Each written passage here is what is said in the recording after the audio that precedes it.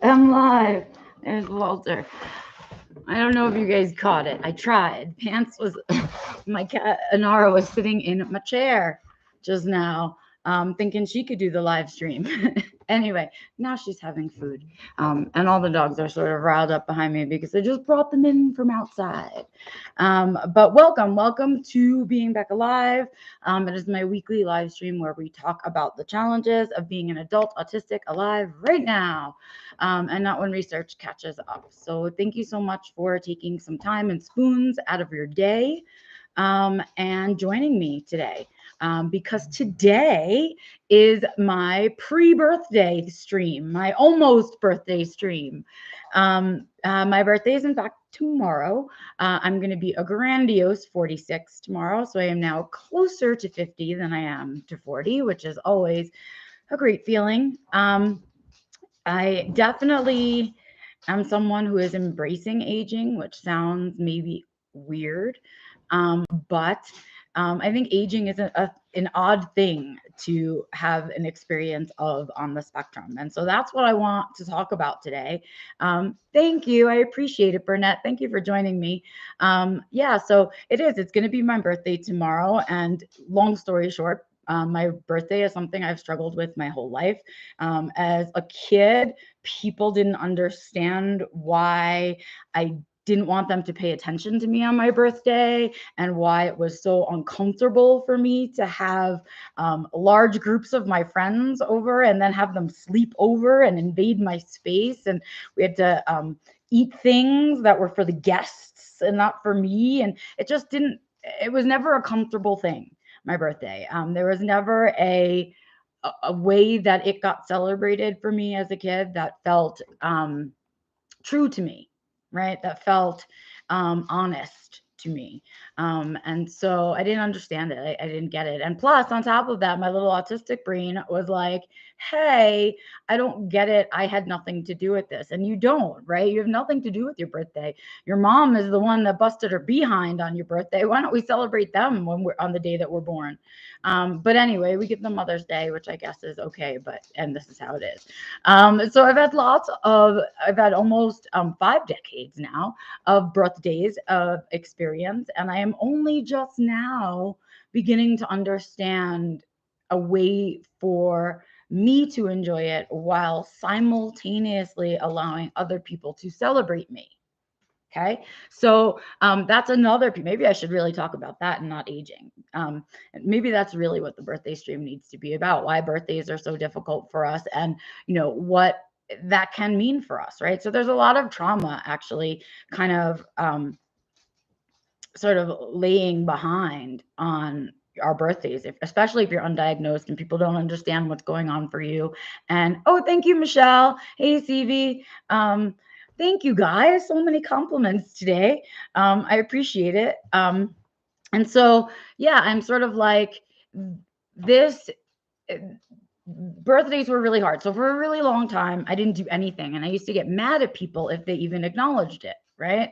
And then even like when Facebook started and we had MySpace, I didn't like putting my birthday on there because I didn't like that the machine reminded people that it was my birthday and all of that stuff. And that actually triggered a little trauma for me. Like now people get reminded it's my birthday, and all these people who don't think of me on any other day of the year, but Facebook reminds them it's my birthday, right? So I have other issues about that too. Needless to say, birthdays are complicated for me and loaded for me. And so I'm only just figuring out how to get in them well, because when I went through that period of like F birthdays, I just like leave me alone, ignore me. People like my grandma and and like other people used to say things like, but that's not nice. You don't allow other people to celebrate you. And I was like, I don't understand. And she used to try to explain it to me in her overly nice grandma Great Depression voice and try to explain to me. And I couldn't understand that. And I think developmentally, I just couldn't understand that at the ages that she was trying to explain it to me. And that includes my 20s and 30s. I had a lot of trauma blocking my birthday, right? Every time it came up, it was like, oh, please don't let anybody surprise me. Oh, please don't let this. Oh, please don't let that, right? And I'm only just now, as I'm stepping into myself in this full confidence, authentic way, starting to understand if I can reclaim my birthday a little bit, right, as a day for me and let it mean what I want it to mean, right, and understand all the stuff around it. So no matter what I do, here's the thing, and this is maybe the hardest part about reclaiming my birthday.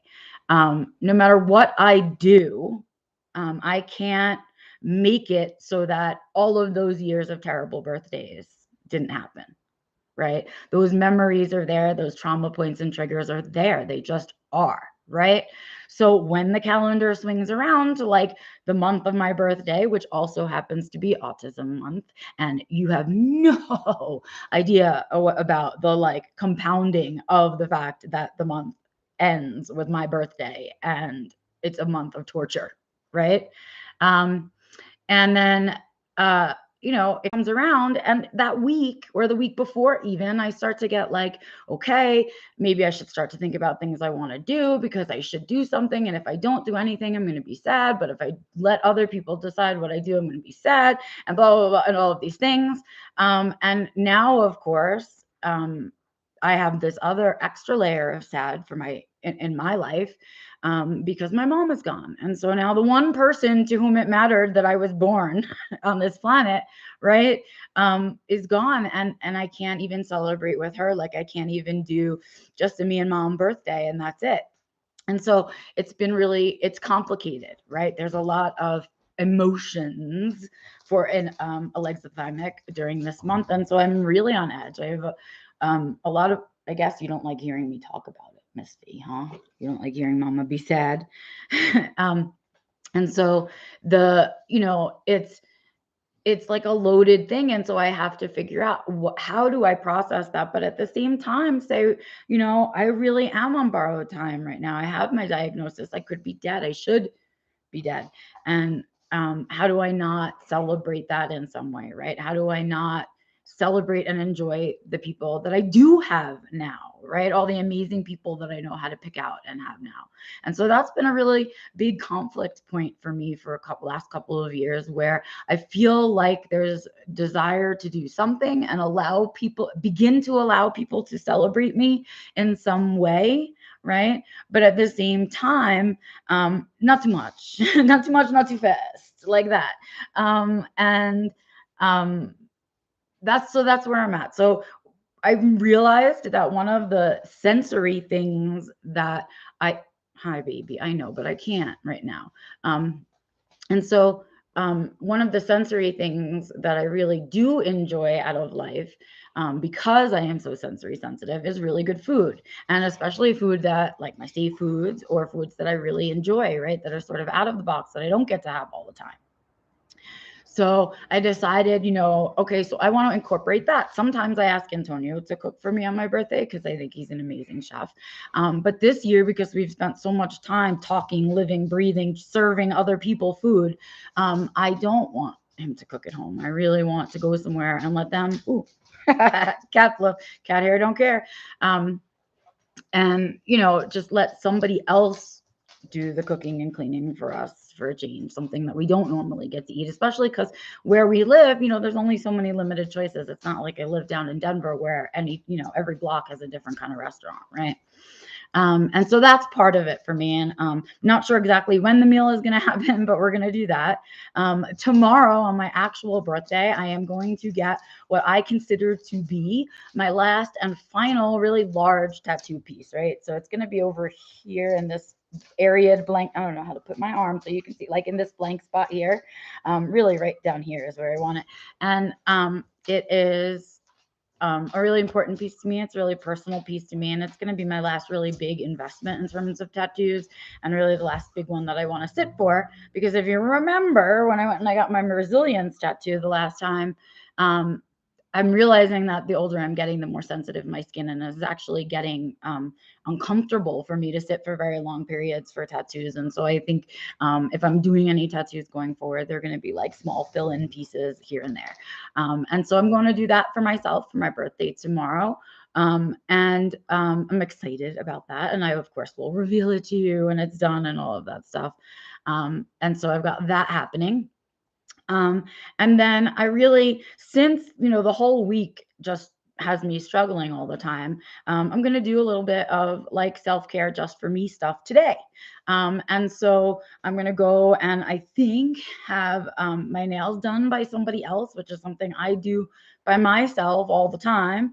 So, but my hands are in really crappy shape it's really dry up here and it's been winter. So it's been dry and cold. And then on top of it, between working at the vet's office and working at the coffee shack, I wash my hands so many freaking times that my hands are like gross. My nails are all different sizes and shapes and have cracks and whatever. So I'm going to treat myself to that today and let somebody else do something for me. And then I'm going to go get myself some fast food French fries because that's a treat for me and it's a safe food. And it's not something that I can have every day.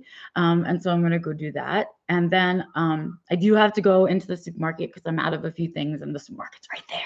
So I do have to do one like chore thing, but I'm going to surround it with some of this stuff. I've already done some work this morning, and this is the last obligation that I have in terms of other people, right? And the rest of my day is going to be an obligation to me until Antonio gets home and we're back as a family and I got to do all the family things all over again. So I'm going to take some time for myself. Update on the writing situation.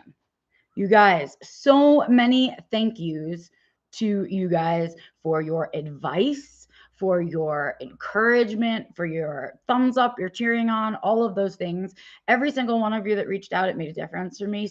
Every single one of you gave me a an amazing piece of advice, right? Something that worked for you, something that didn't work for you, right? Or just, hey, I see you, Beck, and I see you, and this is what's going on, and I say, go, you got this, right? Which we all need. Shocker. I know I do try to do that for all of you guys, but I need it too. And so it felt really nice to get that. It was really amazing. And so thank you to you guys on that. And on that front, I have sorted out in a much more clear way how I want to attack the book, what I want it to look like, how I want it to feel, and figured out a way to kind of roll it out for myself in terms of writing that feels really comfortable to me as a writer, that feels authentic to me as a writer.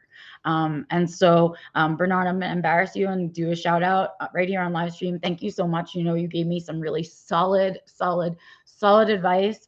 And we had such a good back and forth email. And I forget that my coaching students have their own strengths, right? And that they become my support system, right? That when I teach you guys how to do things, because we are autistic, we have that desire to give back, right? That desire to continue to create that intimacy, that relationship with someone. And so just like I want to see where your lives are out at and be around here to catch you if you get stuck.